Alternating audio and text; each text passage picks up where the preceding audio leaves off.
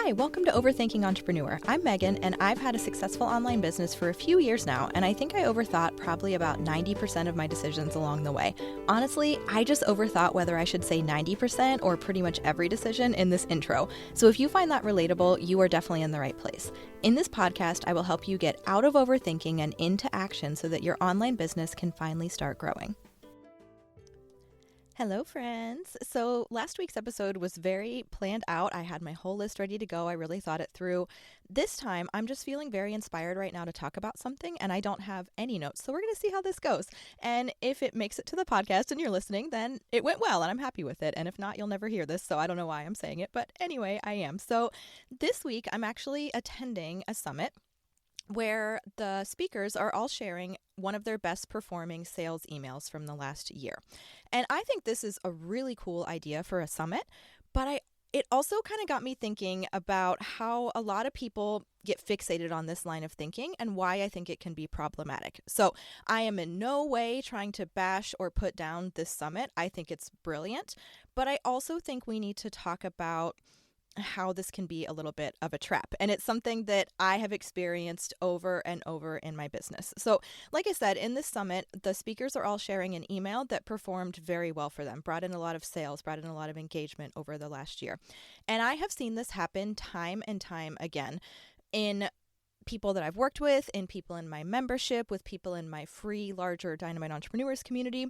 I have seen this time and time again where people are looking at someone else who has achieved a result that they want. They have brought in sales, and maybe, there's network marketers in my audience, so maybe they're looking at someone else within their company who made a post that brought in a lot of sales for a new product. Or maybe you're looking at other people in the same membership that you're in, and one of them shared a win, and you're like, wow, that's so great. What did you send? What did you post? Let me see it. And it's a natural instinct to want to ask what the person did, what worked, what achieved that result. I am not trying to make it sound like you're wrong for wanting to know that, because you're not at all. It's a natural thing to be curious and say, hey, what's working for you? How can I maybe put my own spin on that and incorporate that into my own business? I think that's always a smart thing to be doing. And learning from other people and seeing what's working and trying it, always putting your own spin on it, right? But I have seen this a lot where people are asking these kind of questions. And I've even done this myself. A really good example of this, I started in the network marketing industry. And there were a lot of times where I would see someone successful in the company. I was following a lot of the top leaders that I liked, and let's just say there was some sort of flash sale or a new product that came out.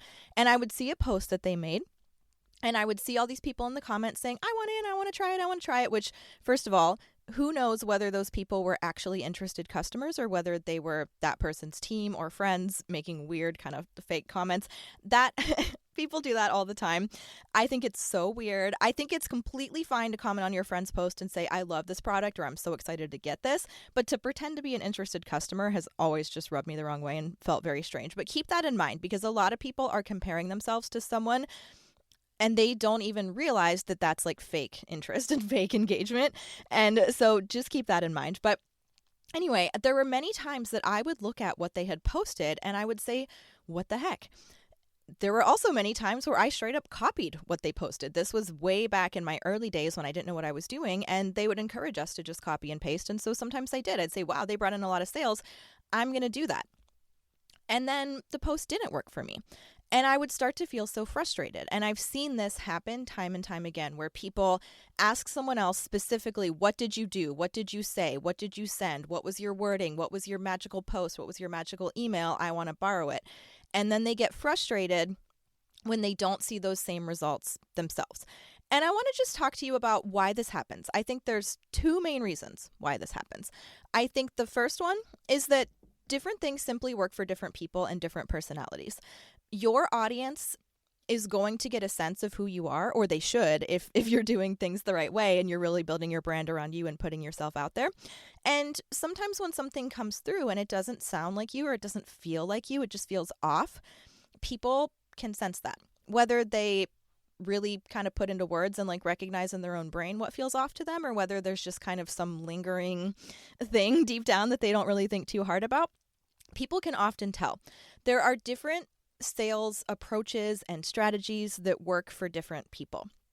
And so you have to make sure that what you're doing fits within your personality and fits your ideal client, your audience within your business, right? Because if you try and copy from someone else, let's say that someone else is very sarcastic and they sent out an email that was really funny and you try to do that, but your personality isn't sarcastic, so you're trying, but you don't really know what you're doing.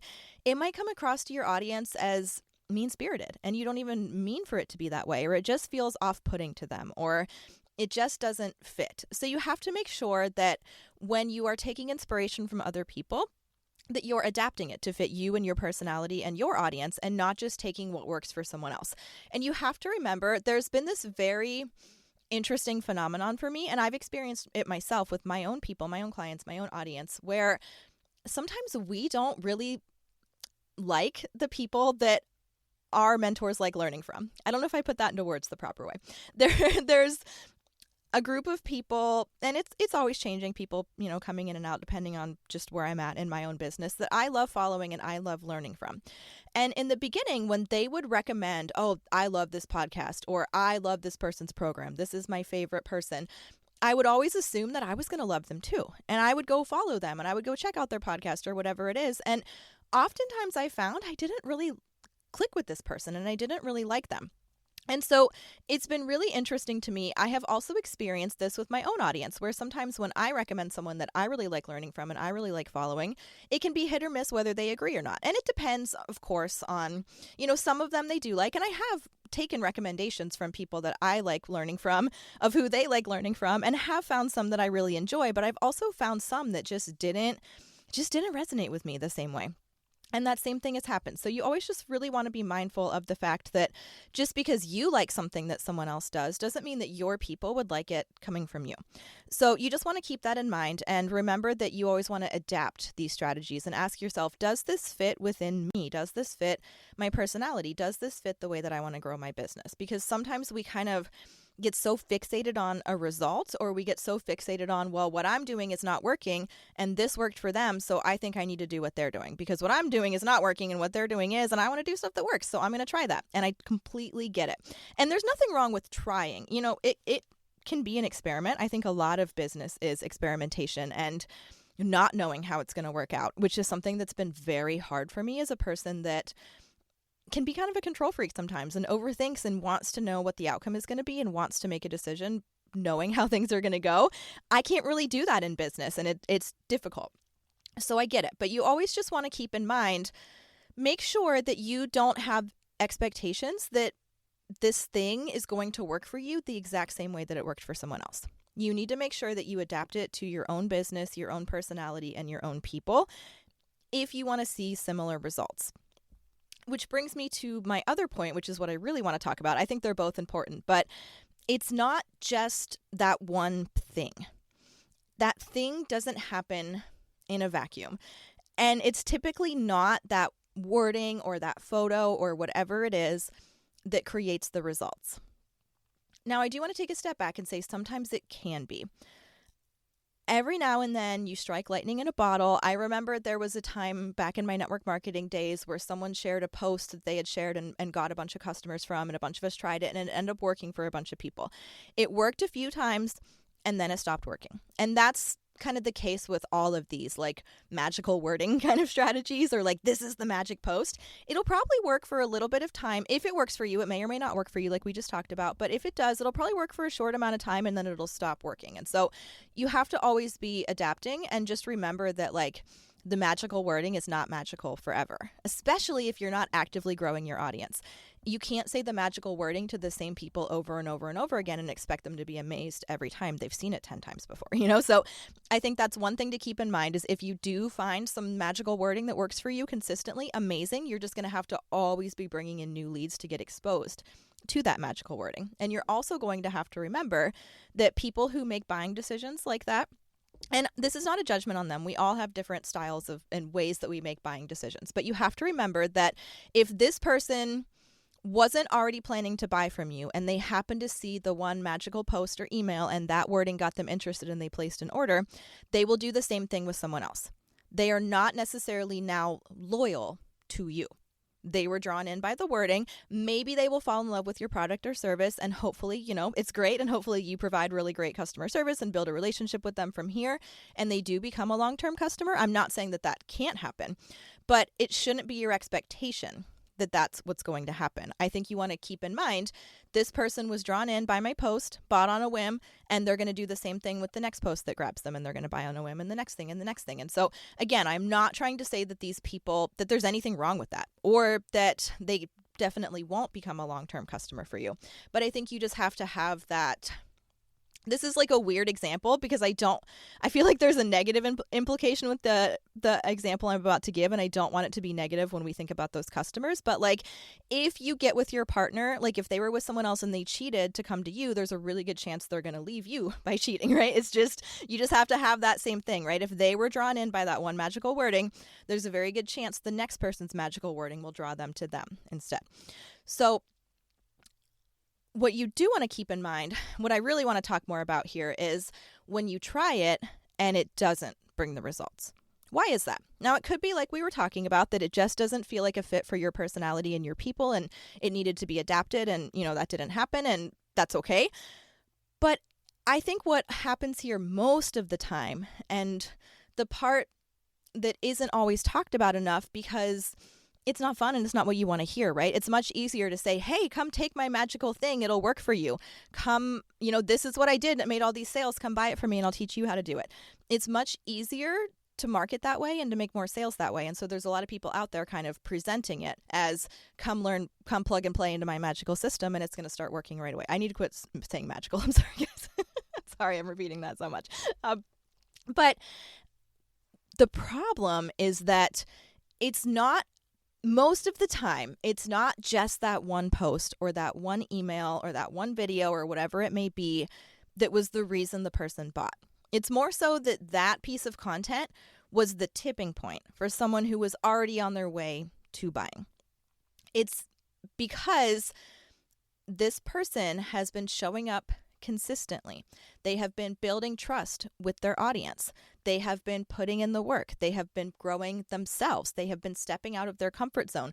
People have been watching their journey, seeing that they're serious, seeing that they're following through with what they say they're going to do, seeing that they keep showing up, seeing that there's someone that you can trust and who's still going to be there and be with their business 6 months from now, not someone who just randomly shows up and expects to copy and paste one post and make a bunch of sales, right?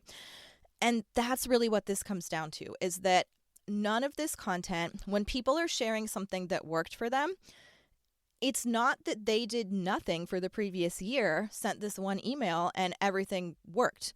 They have been showing up consistently, building their business, and then this was a piece of content that was a really good kind of like tipping point for a lot of people in their audience, but that wouldn't have happened if they weren't showing up and building that trust and building that momentum. And that's the part that I wish was talked about a little bit more, because I have seen this time and time again, and I've experienced it myself in the early days of my business, where it's presented like this piece of content was the thing. And if you just do this, you'll have the same result. But it's not. It's never just that one piece of content. It's that piece of content in the context of the previous year of content, or 6 months of content, or usually at least 90 days of content, depending on the customer, of course. Some people are ready to buy sooner, and it depends what you sell and the price point and all those different things. But most of the time, it's because those people were following for a long time. And then that piece of content is the thing that took them off the fence and took them from interested to actual customer. But it's not going to work if you're not showing up consistently before you try and use this piece of content. That's what I really want you to keep in mind, is that it's not just, oh, I took this one post from someone and made it, and then customers didn't rain from the sky. I guess it doesn't work for me, or I guess business doesn't work for me, or insert whatever, right? Our brains, to go to this leap, they're very dramatic and they're very woe is me sometimes, and like, oh, it's easy for everyone else and this works for them, but it didn't work for me. Well, what else are those people doing that you aren't doing? That's what we need to look at.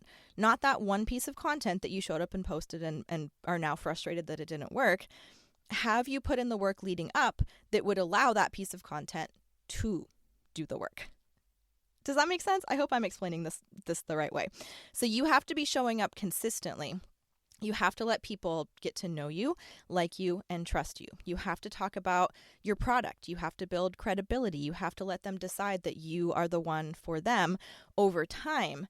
And then when they see the right post on the right time or get the right email on the right day, they'll be ready to become your customer. But it's not just that one piece of content, it's everything else that you're doing for the rest of the year. And that's what I think people sometimes lose sight of. They move from one short-term thing to the next, get frustrated that they aren't seeing the results they want, don't do anything for a few weeks because they're frustrated, and then repeat. And then they jump back in and say, okay, I'm going to try this now. And then it doesn't work. And then they get mad and they don't do anything. And then they come back and say, okay, I'm going to try this now. And it's just this cycle that's just frankly never going to work the way that you want it to if that's your approach. Instead, I want you to just focus on the long term, showing up consistently. It's those little seeds that get planted over time. It's those little touch points. It's each time someone sees you, they trust you a little more and they become one step closer to buying. And then when you're doing that, when you do happen to touch on that right email or that right post or the right wording that really connects with them, that's when they'll become your buyer. But without everything else, if you just show up and tried to send that, it would not work. It wouldn't work for me. It wouldn't work for anyone. Even the big names, I mean, they could skate by for a while based on all of the hard work that they've put in. But if they stopped showing up at all and then just randomly decided that they were going to do a big launch, they would feel the impact. Everyone would. It's a long-term, consistent game. It's not about those short-term flash in the pan, this worked, let's collect as many customers as we can kind of thing. I mean, you can approach your business that way, but it's going to feel exhausting. It's going to feel like you can never get off the hamster wheel. And you're going to wake up one day and say, what am I doing? I feel like I'm working so hard, but I'm not getting anywhere. And the problem that really starts to happen is you might even make sales. You might even see some results, but it doesn't compound. It doesn't grow. You make some sales and then they fall off. And then you make some sales and they fall off. It's not that sustainable, slow and steady growth. And for the record, no one's growth is up every single month. It's just not. Anyone who's trying to tell you that is not telling you the truth, or they just haven't been in business very long. That is not what business looks like for pretty much anyone. Maybe there's a few unicorns out there that have pulled that off, but that's not the norm. Don't feel discouraged if your business isn't up every single month. But if your overall trajectory is not moving in the direction that you want, I would encourage you to step back and ask yourself, am I focusing on those little quick wins, or am I really focused on long-term sustainable success? Because for me, that's what I want, and that's what I want for you. And that's what I'm about helping you achieve, is that long-term sustainable success, not just, oh, I'm trying this thing and now I'm running to the next tactic. And that's the last thing I'll say about it, is that I personally find that style of business to be very exhausting. And you might not. That's okay. You don't have to be the same as me. But if you're focused on, okay, this is what's working right now, this is the new thing, and then you do it, and then it becomes less and less effective each time because it's not built on long-term sustainable relationship building and connecting with people over time. It's focused on that one little quick win strategy. Then when it stops working, now you have to find the next one. And now you have to find the next one. And now you have to find the next one. One of these that really sticks out in my head that I just thought was so silly.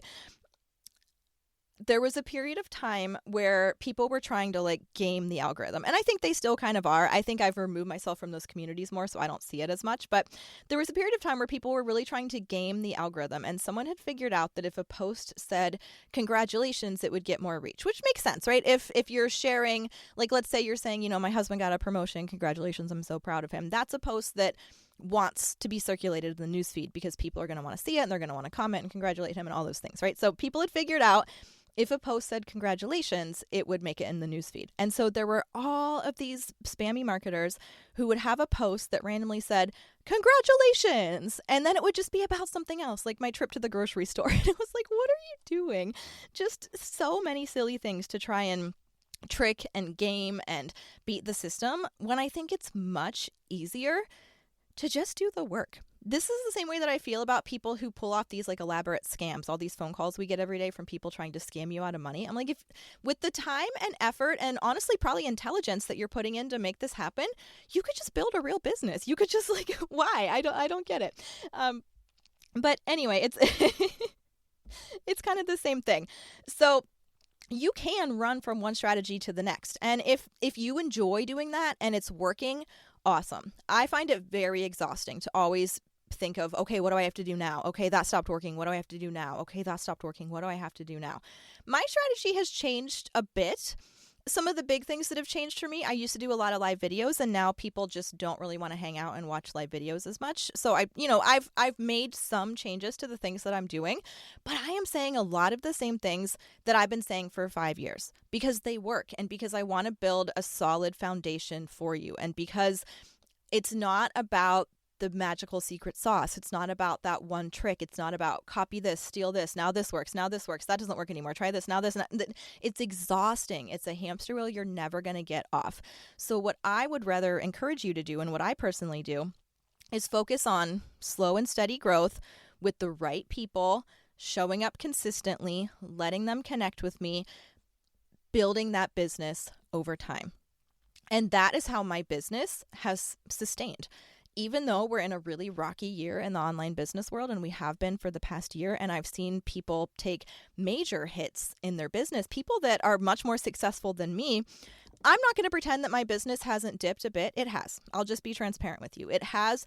I find it harder to make sales right now than I used to. And I'm still figuring out exactly what I need to change. And I think some of it is just some of my offers need to shift around. Some of it is that buyer behavior has changed a little bit. Some of it is that people would love to buy, but they have so much going on in their life that they just can't. Like there's so many different reasons why. And I know that. But what I can tell you is that my business, like in terms of how much it's changed compared to some of the people that I've seen out there, I'm doing pretty good. I have maintained a lot of what I built because I built it the right way. Because I built it slow and steady, because I built a community, because I have relationships, because my people care about me and not just what I can do for them. Now, of course, what they want is what I can do for them more. Like they don't just want to pay me out of the kindness of their hearts. They want what I can help them do as well. But the fact that we have a true relationship and a true community that people like being part of, and that they've seen me say the same things for all these years and, adapt and change in terms of, okay, just like social media has changed or buyer behavior has changed. And so we have to adapt a little bit. But I am still saying pretty much the same things that I've been saying all this time because they work and they always have and they always will. Or maybe I shouldn't say always, but most likely always will, because when you build your business on that solid foundation, when you build it the right way, when you aren't focused on how can I squeeze money out of my audience as quickly and easily as possible? How can I cut corners? How can I steal from someone else and just expect to bring in a whole bunch of results with someone else's words? Instead, when you say, I'm going to roll up my sleeves, I'm going to do this slow and steady, I'm going to share with my heart, I'm going to be my authentic self, I'm going to connect with the right people, I'm going to understand that it's going to be hard and it's going to take a lot of work and I'm going to have to do some scary things sometimes, but that is worth it to me. That's when you're really going to see that long-term success. And the bonus is that's when those little quick win strategies will work for you. You will start to see results from them when you've built your audience in the right way. But when you think you can just put your feet up the rest of the year, take someone's quick win, plug it into your business and see results, and then you don't, that's why. So, okay, I think I like how this episode turned out. So you will see it on the podcast. Hopefully you like it. Hopefully it's something that you need to hear. And again, I am not trying to make you feel silly or stupid whatsoever for asking these kind of questions or for wanting to know what's working for other people. It's important. You should want to know what's working for other people. I am not in any way trying to say that it's not valuable to hear about those things. I think it really is. And like I said, the summit that kind of inspired me to want to talk about this, I think it's genius. I think it's a great idea. And I'm ravenously consuming all of the presentations. I want to hear what's working for them. I am not trying to say that you're wrong for wanting to know those things. I just think where people go wrong is their mindset of how it can and should be applied to their own business and their expectations of the results that it should bring and kind of their understanding of why this worked for the person and why it may or may not work for you. So that's what I really hope that you'll take away from this episode is just to remember that it's great to hear those things. It's great to adapt them to your own business, but it's what you're doing the rest of the year that's really going to determine if that thing works for you or not.